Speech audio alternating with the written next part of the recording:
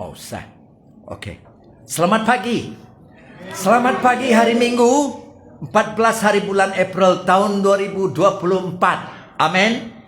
Ya, semuanya tuan-tuan dan puan-puan yang kita kasihi dan saudara dan saudari yang kita kasihi, semua yang hadir di kebaktian pagi ini di Metro City Sulkanis Baptist Church Matang Jaya.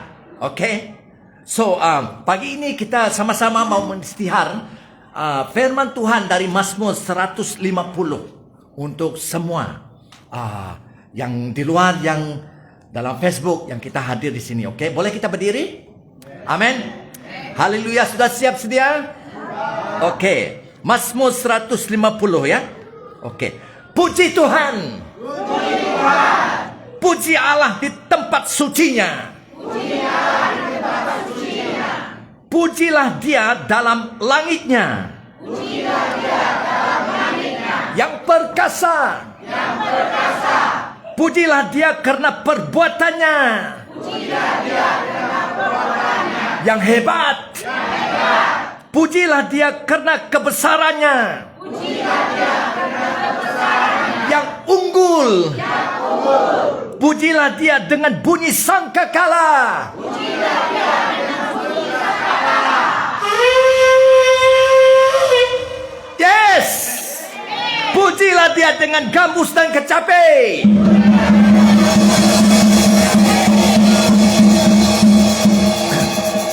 Setiap yang bernafas, pujilah Tuhan, pujilah Tuhan. Setiap yang bernafas, pujilah Tuhan, pujilah Tuhan. Haleluya. Haleluya. Puji Tuhan. Amen. Haleluya. Haleluya. Sela duduk. Haleluya, luar biasa hebat ya. So, saya tahu pasti Tuhan berkenan, senang hati Dia bila yang diciptanya memuji Dia, menyembah Dia dalam roh dan kebenaran, dan memuliakan nama Allah, nama Yesus Kristus. Oke. So, selamat bertemu lagi semuanya. Saya Pastor Milalikup, dan hari ini saya mau sambung khotbah saya 2 minggu lalu yang berjudul Darah Yesus Kristus. Oke. So, boleh rujuk kepada Facebook 2 minggu yang lalu ataupun minggu lalu juga, sesi yang kedua minggu lalu. Jadi hari ini saya mau kongsi sesi yang ketiga. Tajuknya juga Darah Yesus Kristus. Kita telah mendengar pada satu dua minggu yang lalu, yaitu darah Yesus, yaitu hanya darah Yesus ada kuasa untuk menghapuskan dosa-dosa semua manusia di bumi ini. Amen. Yaitu pada mereka yang percayalah. Itu penting. Pada mereka yang menolak Dia, menolak Allah, menentang Allah, tidak percaya, mereka masih di dalam dosa. Jadi saya mau menyerukan supaya semua manusia yang mendengar di dalam Facebook dan kita di sini buka telinga, respon kepada Pencipta langit dan bumi dan segala isinya dan manusia. Amin. Oke, itu yang pertama. Darah Yesus Kristus menghapuskan dosa. Setelah Dia menghapuskan dosa, apa yang Dia lakukan? Dia membeli. Dia membeli siapa? Kamu dan saya yang telah dihapus dia dosa. Dia membeli kamu dan saya dengan darah Dia sendiri untuk Allah Bapa. Jadi pada saat itu sampai sekarang kita dimiliki siapa? Yesus yang membeli, dan kita dimiliki Allah Bapa juga. Amin. Luar biasa ya. Dan kemudian kita telah dengar poin yang ketiga, yaitu darah Yesus juga menyuci kita dari segala dosa.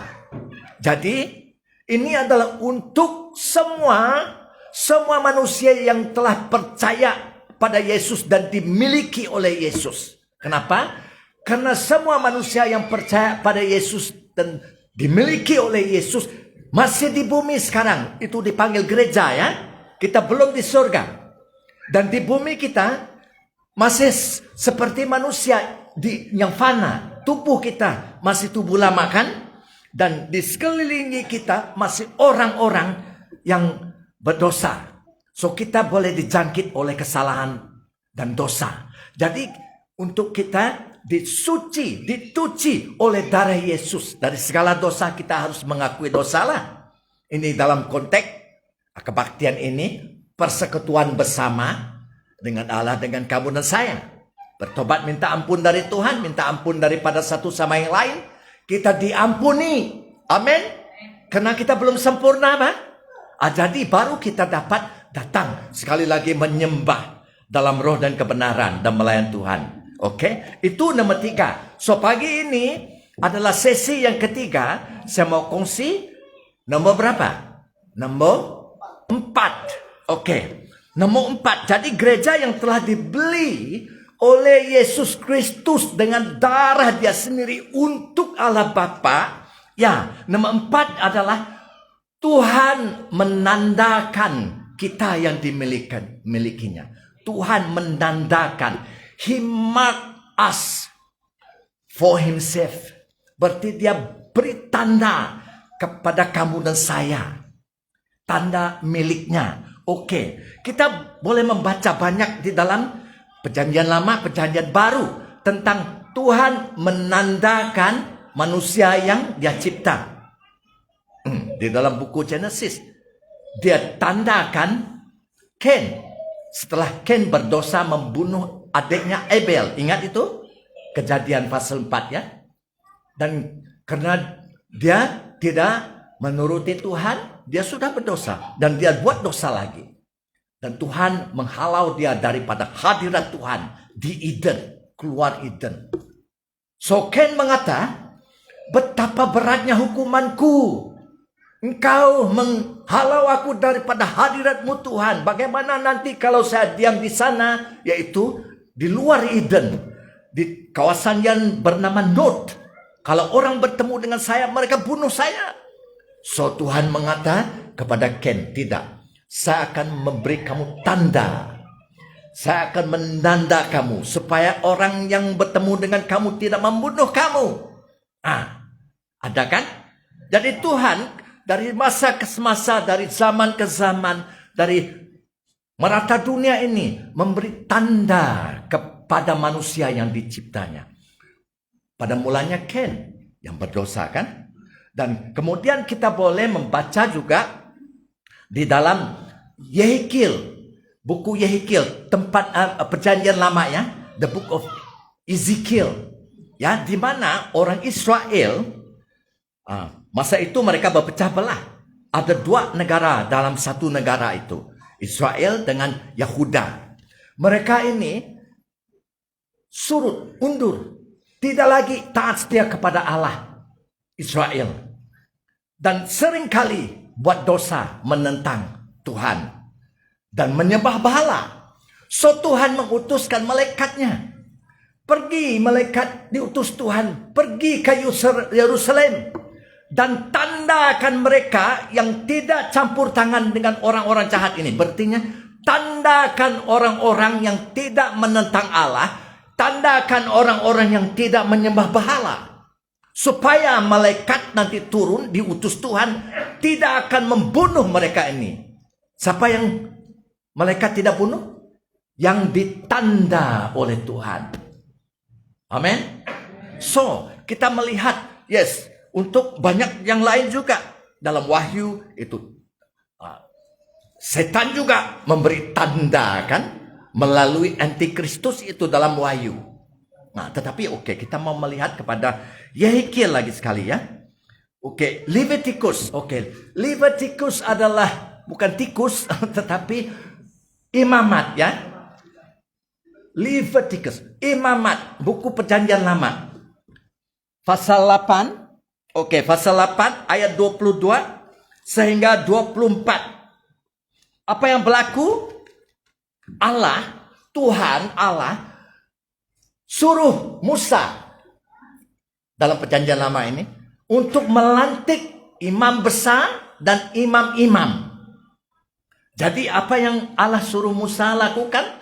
Allah suruh Musa sembelih anak domba dan ambil darahnya dan culik dengan jarimu Musa dan sapu di cuping telinga kanan Heron yang imam besar itu. Jadi telinga kanan cuping adalah ini kan?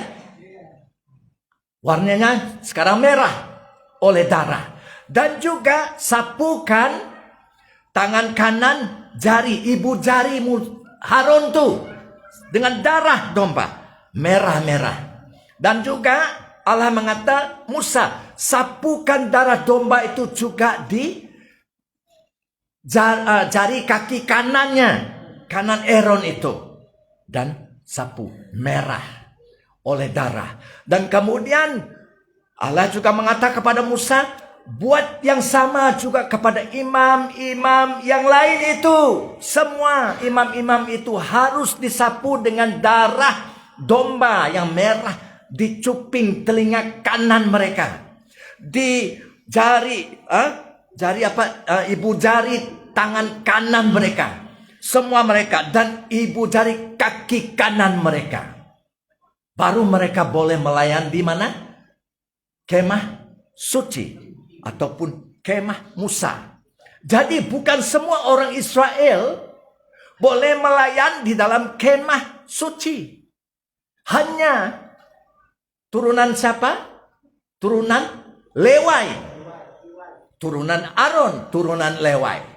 Tetapi dari turunan Lewai juga Allah mengata pilih, lantikkan mereka yang dilantik saja. Siapa yang dilantik itu? Disapukan dengan darah domba di cuping telinga, di ibu jari tangan kanan, dan ibu jari kaki tangan kanan.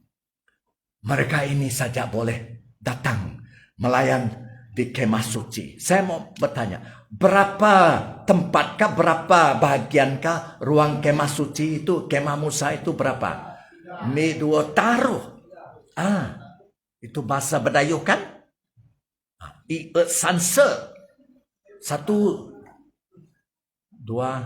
3 Iban sama Melayu. Oke. So itu pun bukan semua mereka boleh datang kepada hadirat Tuhan di dalam kemah suci itu. Di manakah hadirat Tuhan di dalam kemah suci itu? Ruang ke berapa? Ruang ketiga. Ruang pertama dipanggil pelataran. Ruang kedua dipanggil tempat kudus. Ruang ketiga dipanggil tempat maha kudus. Itu pun imam besar Aaron 1 tahun 1 kali diizinkan Tuhan masuk ke dalam ruang maha kudus. Siapa yang hadir di sana? Tuhan Allah hadir di sana. Dia menyatakan diri dia di ruang maha kudus. Hanya 1 kali 1 tahun. Hanya Aaron imam besar yang ditandakan cuping, ibu jari dan ibu kaki dia oleh darah domba. Telah ditandakan Tuhan boleh masuk hadirat Tuhan itu. Orang lain tidak boleh. Kalau orang lain masuk apa akibatnya? Orang lain masuk parai, mati. Jadi itu perjanjian lama. Apa Kojoy? Oke. Tidak mengapa. Itu perjanjian lama. Kita tidak ada lagi dalam perjanjian lama. Kita sekarang di dalam perjanjian baru karena sudah digenapi oleh Yesus Kristus 2000 tahun dulu di atas salib kan? So di dalam perjanjian baru berapa kali 1 tahun ke imam besar kita boleh masuk ke dalam tempat yang maha kudus, ruang yang maha kudus? Berapa kali? Berapa kali ke kamu dan saya boleh masuk ke dalam tempat yang kudus ataupun tempat yang maha kudus? Berapa kali? Pandai murid-murid Yesus. Jadi sekarang di dalam Yesus bukan hanya orang Israel, tetapi semua manusia dari berbagai kaum, bahasa, bangsa, kulit, warna. Di dalam Yesus, semua yang percaya kepada Yesus dimiliki oleh Yesus, ditanda Yesus. menjadi imam-imam untuk Tuhan. Siapa imam besar? Yesus Kristus imam besar. Tidak pernah berubah lagi. Kekal selama-lamanya. Imam besar dari turunan Melkisedek. Kekal. So imam-imamnya siapa? Kita. Orang laki saja kan? No, orang laki, orang perempuan, orang muda, orang dewasa, semua kita yang percaya pada Yesus Kristus, dimiliki oleh Yesus Kristus, telah ditanda dan boleh masuk ke dalam ruang yang maha kudus. Saya mau tanya, sekarang di manakah ruang maha kudus itu? Di dalam kemah suci, kemah Musa, perjanjian lama, ruang maha kudus, kemah suci itu di Yerusalem kan? Tetapi sekarang di mana? Betul? Dan juga di mana? Di surga. Ruang Maha Kudus. Di mana keimam besar kita sekarang? Di surga. Siapa namanya? Yesus Kristus. Dan kamu dan saya imam siapa? Imam-imam. Imam kecil di bawah imam besar. So, tak payah dilantik. Siapa yang melantik? Darah Yesus. Dia membeli kamu dan saya untuk Allah. Dan dia memberi kamu kuasa menjadi imam-imam. Itu sebab penting untuk orang baru, orang lama harus belajar bagaimana untuk membawa sembah korban kepada tempat yang maha kudus. Dan untuk melayani Tuhan. Amen? Jadi jangan mengatakan, saya orang baru tidak pandai melayani. Belajar. Karena kamu orang baru, orang lama, imam-imam. Dilantik di dalam Yesus untuk menjadi pelayan-pelayan Tuhan. Di hadirat Tuhan. Pagi ini kita di sini. Semuanya imam-imam. Mempersembahkan apa? Korban? Korban yang mati kan? Tidak ada. Bukan korban di dalam perjanjian lama itu lagi. Yang disembelih. Yesus sudah disembelih. Sebelum dunia dijadikan. Dan dia menyatakan dirinya 2000 tahun dulu di atas bukit Golgota. Atas salib. Domba Allah disembelih. Satu kali. Kekal selama-lamanya. Dan dia oleh darahnya. Dia membeli kamu dan saya untuk Allah Bapa. Dan ditetapkannya. Dilantikkannya sebagai imam-imam. Dan telah ditandakannya. Ditanda. Jaku Iban. Tanda apa? Betul? Itu bahasa Iban. Tanda. Jaku Inggris. Mark. M-A-R-K. Mark. So, saya mau membaca. Di manakah ayat itu? Oke. Dalam Imamat pasal 8. Ayat 22. Sehingga 24. Amen. Oke. Ini adalah Musa yang disuruh Allah untuk melantik imam besar. Aaron dan imam-imam. Anak-anak Aaron lah. Oke. Begini bunyi dia. Ayat 22. Kemudian Musa membawa domba jantan yang kedua.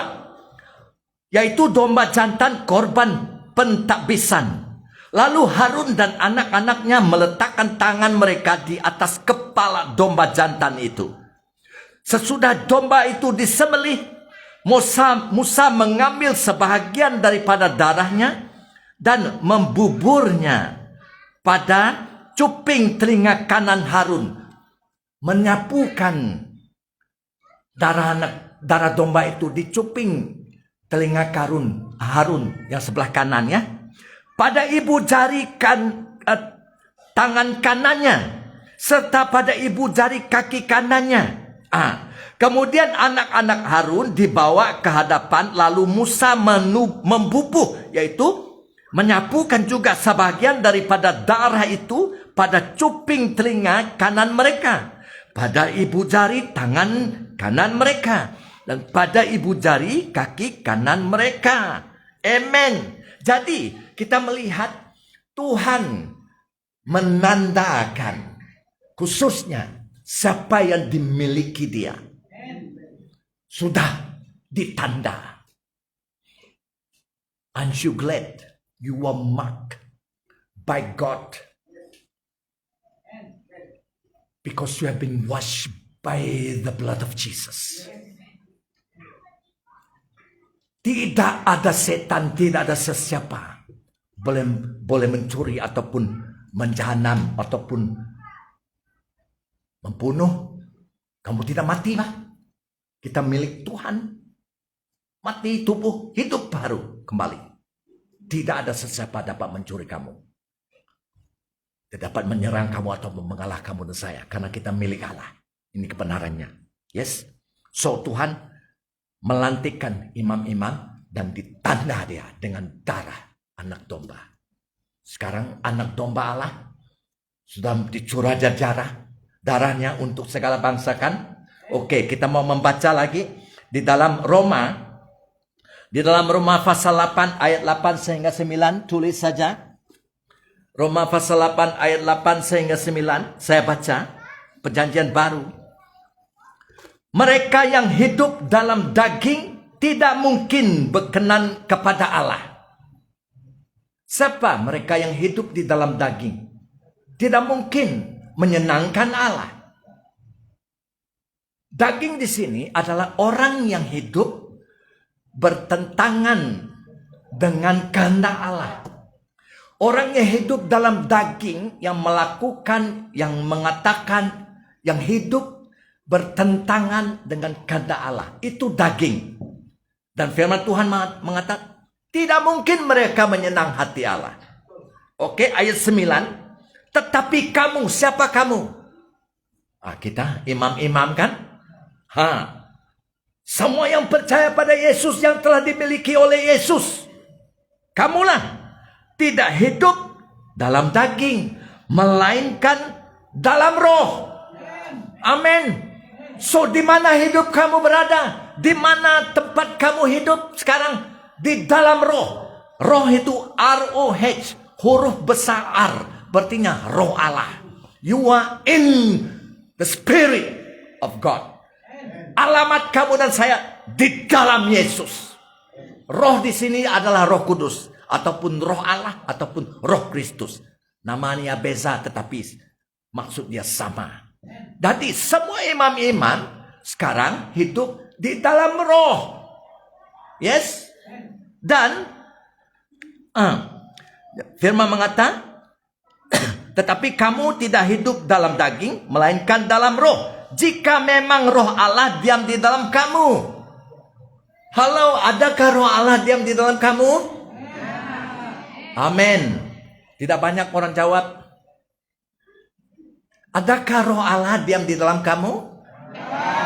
Kalau belum, nanti jangan pulang. Jangan. Ini gereja. Oke, kita terus bacakan. Ya. Kita gereja Tuhan harus ada roh Allah. Ini tepat sekali firman Tuhan mengatakan. Ada juga di dalam rujukan buku yang lain di sini di dalam Alkitab. Tetapi jika orang tidak memiliki roh Kristus ataupun roh Allah ataupun roh Kudus, ia bukan milik Kristus. Jadi saya mau tanya, apa tandanya orang itu milik Kristus? Apa tandanya gereja itu dimiliki Kristus? Ada tanda? Apa tandanya? Roh Kudus. Amen. Roh Kudus adalah Roh Kristus. Tuhan di surga, dia juga di bumi, di mana-mana Allah berada, hadiratnya ada. Tetapi bila dia menyatakan hadiratnya, seperti selalu kita berkumpul, kita merasa hadirat Tuhan. Dan di dalam hadirat Tuhan itu dia bercakap. Dia menyentuh setiap pribadi dan tidak akan sama.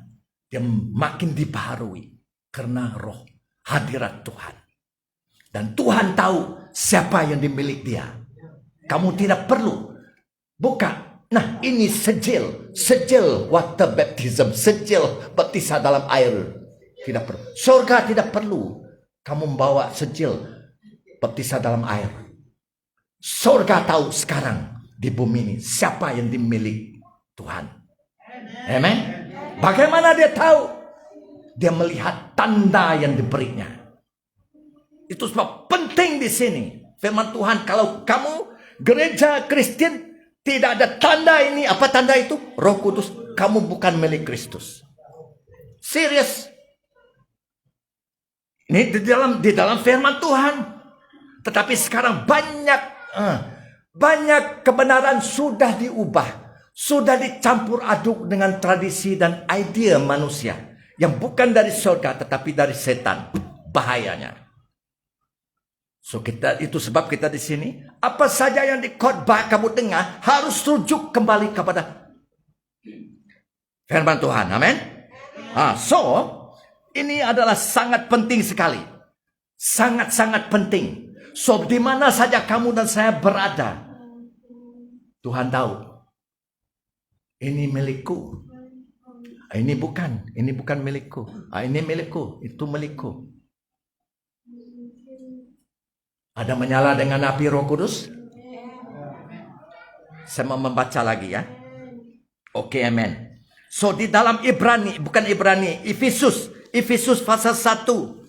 Ayat 13 sampai 14 saya baca ya.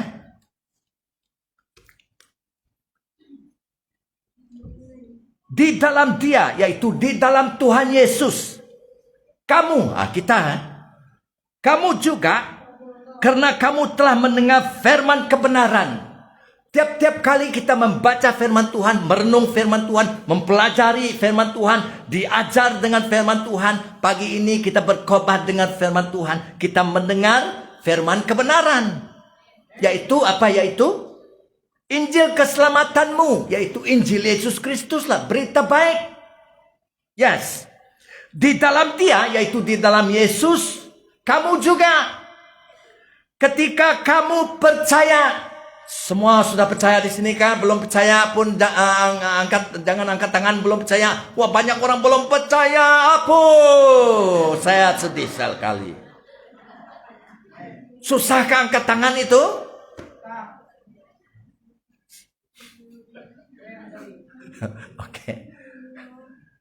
Oke. No problem ya. Selagi kamu tahu, kamu percaya. Tidak ada seorang, setan pun tidak boleh mengata bulat. Betul? Banyak orang mengata, aku percaya bahwa aku sudah menjadi Kristen 10 tahun, 30 tahun. Tetapi tidak ada tanda. Ada? Oke. So, kita membaca lagi sekali. Di dalam Yesus, kamu juga ketika kamu percaya dimeteraikan dengan Roh Kudus yang dijanjikannya. Perkataan dimeterai itu seal with the Holy Spirit dalam bahasa Inggris. Yes. Dalam bahasa Iban dimeterai ditanda ngena Roh Kudus. Siapa ditanda ngena Roh Kudus? Kita lah. Gereja. Amin. Jadi di dalam, saya melihat di dalam bahasa Inggris NIV adalah New International Version, perkataan you were marked, M-A-R-K-E-D, you were marked, kamu telah ditanda, okay? Dan Living New Testament juga mengatakan begini, ini Alkitab BI ya, you were marked as belonging to Christ by the Holy Spirit. You and I were marked as belonging to Christ by the Holy Spirit. Dalam bahasa Malaysia begini, kamu telah ditanda sebagai orang yang dimiliki Tuhan Yesus Kristus oleh Roh Kudus. Jadi, haleluya. Apakah tandanya yang diberi Allah di dalam setiap pribadi orang yang percaya Yesus dan dimiliki Yesus? Apa tandanya? Roh Kudus. Menyala-menyala. Yes. Dan bukan hanya Roh Kudus itu tanda kamu senyap. No. Kalau kamu senyap, kamu tidak mengata apa-apa, kamu tidak menggerakkan imanmu dalam kebenaran, tidak ada apa-apa yang berlaku. Itu sebab Kalau orang Kristen mengatakan dia dipenuhi oleh Roh Kudus, itu tanda Tuhan. Dia tidak bergerak, dia diam di rumah saja. Tidak datang ke gereja pun, mau datang ada angin bagus datang, angin tidak bagus datang. Itu bohong. Tidak mungkin.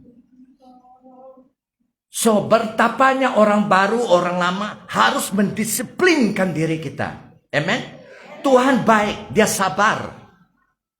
Tidak akan Tuhan menendang kamu waktu kamu begitu. Dia sabar. Tetapi kita, kalau kita lemah-lemah, kita biasa-biasa saja, kita membahayakan hidup kita sendiri.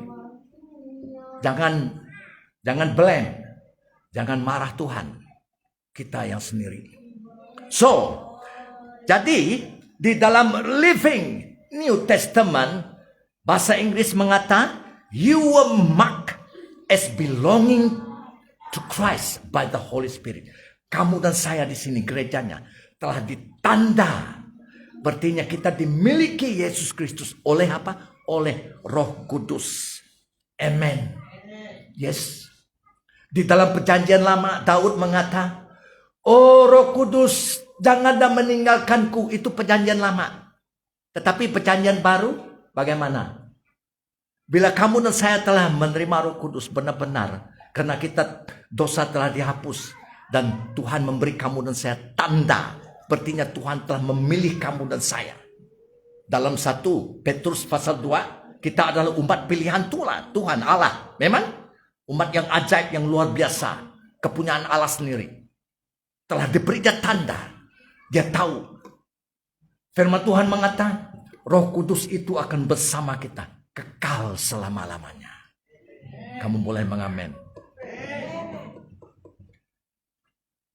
Tanda yang diberi Tuhan kepada kamu dan saya, Roh Kudus itu akan bersama kita kekal selama-lamanya. Itu Yohanes pasal berapa? Saya sudah lupa. Yohanes mungkin 14 ya. Oke. Jadi kita sudah ditanda. Jadi ada buktinya. Kamu sudah ditanda Tuhan. Ada?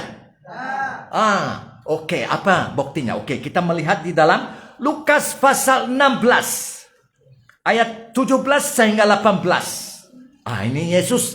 Sesudah Yesus bangkit keluar dari kubur itu di dalam tubuh yang baru, dia menyatakan dirinya kepada murid-murid yang tidak percaya. Dan di ayat 17 dan 18 dia mengatakan kepada murid-muridnya. Begini saya baca ya. Markus pasal 16 ayat 17 dan 18. Tanda-tanda ini akan menyertai orang yang percaya. Orang yang percaya pada siapa? Yesus Kristus. Akan boleh dilihat menyertai orang yang percaya pada Yesus. Tanda-tanda ini, apa tandanya? Ini, mereka akan mengusir setan-setan dalam namaku. Ada pengalaman di sini? Banyak kita ada pengalaman usir setan kan? Satu dari tanda-tandanya kamu sudah ditanda Yesus dengan Roh Kudus. Ada buahnya kan? Ada actionnya. Ada hasilnya. Mengusir setan-setan, yaitu roh-roh dalam nama Yesus. Mereka akan berbicara dalam bahasa-bahasa yang baru bagi mereka. Berarti mereka akan bercakap dalam bahasa baru. Ada pengalaman di sini? Siapa yang memberi bahasa baru itu? Jadi di sini murid-muridnya telah dipenuhi oleh Roh Kudus. Itu sebab menghasilkan tanda-tanda ini. Ya, bahasa baru diberi Roh Kudus. Ini firman Tuhan. Apalagi ayat 18. Mereka akan memegang ular, bukan pergi hutan cari ular pegang tangan, bukan. Ular di sini adalah roh-roh yang jahat dari setan. Kamu berkuasa. You see? Karena kamu sudah ditanda oleh Roh Kudus ya. Sekarang Roh Kudus Tuhan memberi kita kuasa, otoritas. Oke. Dan sekalipun mereka minum racun maut, mereka bukan sengaja minum racun, tetapi saya mendengar ada di kalangan kita dulu di Silkandis seorang bomoh memberi racun kepada orang itu. Dia muntah, dia tidak mati. Orang bomoh itu heran. Kenapa? Itu dari sebelah sana, negara sebelah sana itu bomoh itu hebat. Tanda. Tiada yang lebih berkuasa daripada Roh Kudus. Menentangi, menawan roh jahat. Haleluya. Yes. Amin. Oke. Mereka akan meletak tangan atas orang sakit dan orang sakit itu akan sembuh. Semua kita pengalaman ini. Jadi ini adalah buktinya kita sudah menerima tanda dari Allah. Roh Kudus. Amin. Banyak kita di sini sudah sembuh. Baru-baru ini ada saudari kita yang jatuh, tulang di sini keluar, tidak bersambung. Dalam berapa hari saja di doa dia bersambung kembali. Haleluya. Dan seorang lagi yang bernama Johan, kemarin kami melawat dia boleh senyum, sudah mulai bercakap. Kena stroke. Tuhan memberi kita tanda. Haleluya. Tiada seorang pun dapat menahan tanda itu dinyatakan di dunia ini ya. Orang boleh melihat, orang boleh mendengar, orang boleh mengalaminya. Ini imam-imam luar biasa. Ini gereja Tuhan. Haleluya. Tuhan luar biasa. So, di mana kamu dan saya, Tuhan tahu. Tuh? Setan pun tahu. Bergegar takut setan. Setan yang takut dengan kamu dan saya. Kenapa banyak ada Kristen takut pula dengan setan? Terbalik. Jangan salah paham. Kita bukan memegah-megahkan diri kita. Siapa musuh kita sebenarnya? Manusia kah? No. Setan dan roh-roh jahat. Dan di dunia ini kita diberi otoritas dan kuasa. Sebab kita telah ditanda oleh Roh Kudus. Haleluya. Dan Yesus juga mengatakan, bukan hanya itu. Ada tanda kita menjadi murid Yesus, benar murid Yesus di dunia ini. Ada tanda-tandanya, gereja yang benar. Ada tanda-tandanya, gereja yang palsu, murid yang palsu, pastor yang palsu, ajaran yang palsu. Ada tanda-tandanya. Apa tandanya? Yesus mengatakan, kalau kamu tinggal di dalam firman-Ku dan firman-Ku tinggal di dalam kamu, berarti kamu melakukan firman-Nya, kamu akan berbuah berlimpah-limpah. Yes. Dan kalau kamu mengasihi sesamamu, seperti aku mengasihimu, kamu benar murid-muridku. Tandanya ada? Yes. Jadi kalau kamu apalagi, kalau kamu berbuah berlimpah-limpah, karena kita tinggal di dalam Yesus, kita akan berbuah berlimpah-limpah. Kamu benar murid-muridku, karena kamu memuliakan Allah Bapakku. Itu di dalam Yohanes. Amin. So luar biasa. Saudara, pagi ini Tuhan sungguh baik. Kamu pulang dari ini, kamu hebat. Amin. Saya pun hebat. Haleluya. Jangan saya ketinggalan ya. Oke, puji Tuhan. Itu nomor 4, yaitu sudah Tuhan membeli kita dengan darahnya untuk Allah Bapanya. Dia pula memberi tanda kita bahwa kita dimiliki Dia. Roh Kudus adalah tandanya. Dan kita juga melakukan tanda itu. Keajaiban, mujizat-mujizat seperti Yesus. Amin. Jadi itu nomor 4. Yes. Dan nomor 5 adalah ini, saya mau habiskan dengan ini. Ya. Nomor 5, oleh darah Yesus Kristus sekarang. Kamu dan saya imam-imam tadi sudah dipilihkan, ditandakan. Boleh masuk ke dalam hadirat yang maha kudus. Amin. So jangan takut. Kalau ada dosa, terus bertobat, minta ampun. Ampun saya Tuhan. Dan Tuhan mengampuni. Terus pada saat itu kamu boleh datang kepada Tuhan. Ajaib. Karena kamu imam, bah. You are priest. Oke. So, di dalam dalam Ibrani pasal 10 ayat 19. Oke. Ibrani pasal 10 ayat 19. Ya. Hebrew ya. Jadi, saudara-saudara, oleh darah Yesus kita ya, sekarang penuh keberanian dapat masuk ke dalam tempat kudus. Tetapi asalnya tempat maha kudus. The Holy of Holies. But,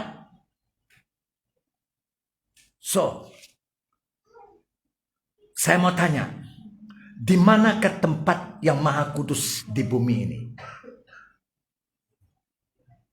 Yang firman Tuhan mengatakan sekarang kamu boleh dengan keberanian masuk kepada tempat yang maha kudus. Adakah di Yerusalem? Tidak ada di bumi ini lagi tempat yang maha kudus. Is there any holy land, holy ground? Tanah suci. Tidak ada lagi. Semua bumi ini telah dikutuk oleh Tuhan. Tetapi ada. Di mana dia? Gereja. Tempat yang maha kudus sekarang adalah gereja. Yang benar-benar. Yang telah dipenuhi oleh Roh Kudus. Ditandakan Allah, dimiliki Allah. Di sana aku bertemu dengan kamu. Di dalam hati kita, dalam roh kita. Tidakkah kamu tahu bahwa kamu adalah rumah Allah? Kamu baik Roh Kudus, kata firman Tuhan di dalam buku Korintus. Haleluya. Jadi apabila kita menyembah dan kita masuk dalam tempat maha kudus, di mana itu? Di hati kita. Di dalam gerejanya. Juga di sorga. Walaupun kita duduk berdiri di sini, waktu yang sama di dalam Yesus, kita duduk di dalam Yesus bersama dia. Di dalam sorga. Luar biasa. Tempat maha kudus. Ku masuk di ruang maha kudus. Nah, di dalam tuh. Nah, di sini tempat gerejanya. Ya, luar biasa. Ya. Tidak perlu pergi tanah suci lagi.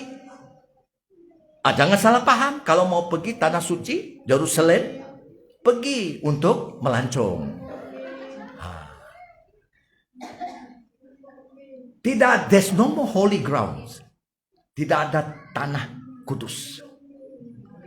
Hai Musa, tanggalkan seleparmu, karena tanah di mana kamu berdiri adalah kudus. Ada lagi? Tidak ada. Tanah hadirat Tuhan yang kudus itu sudah pindah ke dalam hati kita. Kamu dan saya, roh kita. Haleluya. Luar biasa. Amen. Haleluya. Oh, haleluya. Yes. Jadi di dalam perjanjian lama hanya imam besar saja boleh masuk ke dalam tempat yang maha kudus, betul? Itu pun 1 tahun 1 kali. Tetapi sekarang kita di dalam perjanjian baru. Semua bangsa yang percaya pada Yesus dan dimiliki oleh Yesus Kristus boleh masuk ke dalam tempat yang maha kudus tahun kali kan?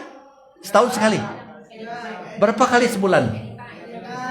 Amin. Wah, luar biasa murid-murid Yesus di sini. Anytime, all the time. Siang dan malam. Buka saja mulut. Bila kita membuka Alkitab, kita merenung, kita belajar, kita berdoa, kita menyembah. Di mana saja kamu berada, di dalam kereta, kamu ngomong-ngomong, bercerita, bercakap-cakap dengan Allah Bapa. Ataupun Yesus Kristus. Ataupun Roh Kudus. No problem. Allah satu. Yes. So, oke, saya mau membaca habis ya. Oke. Ayat 20. Jadi kita dengan keberanian oleh darah Yesus boleh masuk kepada tempat yang maha kudus. Di sini, di rumah kamu nanti, bila kamu berdoa, yes, kamu angkat tangan.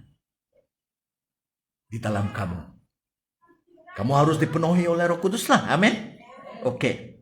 Yes. Saudara-saudara, oleh darah Yesus, kita sekarang penuh keberanian dapat masuk ke tempat maha kudus. Ayat 20. Karena ia, yaitu Yesus, telah membuka jalan yang baru dan yang hidup. Bukan yang lama.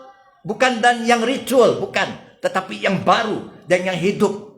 Bukan di dalam kemah suci Musa. Bukan.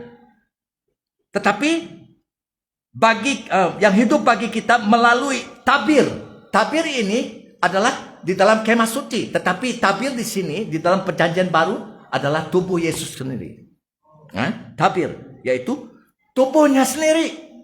Bila Yesus bergantung di atas salib itu, sebelum itu dia didera, koyak tubuh dia, pecah hancur, darahnya dicurah, dan dia disalib, dan dia mati. Waktu dia mati, dia mengatakan sudah selesai. Apa yang berlaku di dalam bait Allah, di kemah suci, apa yang berlaku? Tabir yang 4 inci itu, yang memisah tempat kudus dan pelataran itu daripada tempat yang maha kudus. Tabir itu yang memisah, dikoyak oleh Allah dari atas ke bawah. 4 inci tebal tabir itu, tidak ada manusia boleh mengoyakkannya. Dikoyak Allah. Dan mereka boleh terus masuk. Tak payah melalui pelataran, melalui tempat kudus. Tapi terus masuk ke dalam ruang maha kudus. Luar biasa. Bertemu dengan Allah sendiri. Bapamu, Bapa kita. Yesus yang telah memberi kita. Luar biasa. Pasti berubah. Pasti menjadi seperti Bapa. Like father, like children. Amin. Yes. Ya, ayat 21. Dan kita mempunyai seorang imam besar sebagai kepala rumah Allah. Yesus tadi di surga kan? Karena itu marilah kita menghadap Allah dengan hati yang tulus ikhlas dan keyakinan iman yang teguh. Oleh karena hati kita telah dibersihkan dari hati nurani yang jahat dan tubuh kita telah dibasuh dengan air yang murni. Yesus Kristus lah, ya. Ayat 23, marilah kita, siapa? Kita gerejanya, oke? Marilah kita teguh berpegang pada pengakuan tentang pengharapan kita. Sebab ia yang menjanjikannya setia. Marilah kita, ini adalah pengakuan tentang pengharapan kita. Apakah pengharapan kita? Pengharapan bahagia kita adalah pengangkatan. Itu yang kita tunggu sekarang, ya. Apalah harap orang Kristen kalau dia hanya terus tinggal di bumi ini. Tetapi pengharapan kita yang bahagia adalah Yesus Kristus di bila-bila masa dari sekarang turun dari surga untuk mengangkat kita keluar dari bumi ini. Hanya gerejanya yang telah ditandanya oleh Roh Kudus. Amin. Dan kita tidak akan berpisah lagi, tidak. Kekal bersama dia, ya. Oke, ayat 24. Dan marilah kita, siapa kita? Kita, kamu dan saya kan? Gereja. Saling memperhatikan supaya kita saling mendorong dalam kasih dan dalam pekerjaan baik. Ini adalah dalam kebaktian minggu ini. Dalam persekutuan kita antara kita dengan Tuhan dan satu sama yang lain. Di dalam kebaktian minggu dan di dalam syafaat hari jemaat dan di dalam kelompok-kelompok rumah. Semua persekutuan itu. Tuhan mengatakan, marilah kita mendorong satu sama yang lain. Menggalak, membangun satu sama lain. Ini kena Tuhan. Jangan, ayat 25, jangan kita menjauhkan diri dari pertemuan-pertemuan ibadah kita. Berarti jangan tidak datang kepada ibadah. Seperti ibadah ini adalah kebaktian minggu pagi ini. Hari ini. Ini firman Tuhan, bukan firman saya. Tuhan mau semua kita yang telah ditandanya sebagai imam-imamnya datang berpersekutuan. Bergaul bersamalah. Menyembah bersama di dalam kebaktian. Jangan tidak datang. Jangan salah paham. Kalau kamu tidak datang, kamu sakit di hospital, kamu tidak boleh datang. Kalau kita ada kerja hari Minggu, no problem. Tetapi adakah di antara kita sebulan, 2 bulan, 3 bulan tidak dapat datang? Ada? Oke, kenapa? Sampai 3 bulan tidak dapat datang sekalipun untuk persekutuan. Firman Tuhan mengatakan jangan menjauhkan diri, Pak. Kenapa? Sangat sibuk kah? Tidak ada off kah? Boleh ambil cuti? Tidak? Bisa diatur. Kalau tidak dapat datang hari Minggu, hari yang lain ada kelompok rumah. Amin? Dapat datang hari jemaat, doa syafaat, berpersekutuan juga. Tuhan mau kita sebagai imam-imam yang telah ditandanya untuk berpersekutuan bersama satu sama yang lain dan dengan dia juga. Oke? Jauh, janganlah kita menjauhkan diri dari pertemuan-pertemuan ibadah kita seperti dibiasakan oleh beberapa orang. Ini pengalaman semua gereja, beberapa orang tidak datang lagi, Pak. Di mana mereka? Entah, saya tidak tahu. Tanggung sendiri. Ya. Amin. Tetapi marilah kita marilah kita sering menasihat dan semakin giat melakukannya menjelang hari Tuhan yang mendekat. Ini bercakap tentang pengangkatan. Yes. Pengangkatan berartinya Tuhan bila-bila masa dari sekarang akan turun dari surga. Dan dia akan mengangkat kita keluar dari bumi yang mati, yang hidup, diubahnya, diberi tubuh yang mulia seperti dia dan bertemu di udara dan dibawa dia ke surga. Ini adalah menjelang hari Tuhan. Bila-bila masa. Amen? Anytime. So, Tuhan memberkati dan kemuliaan bagi Tuhan. Amin. Yes, kita bertemu lagi. Oh, selepas ini kita ada mesyuarat ya. Oke, thank you.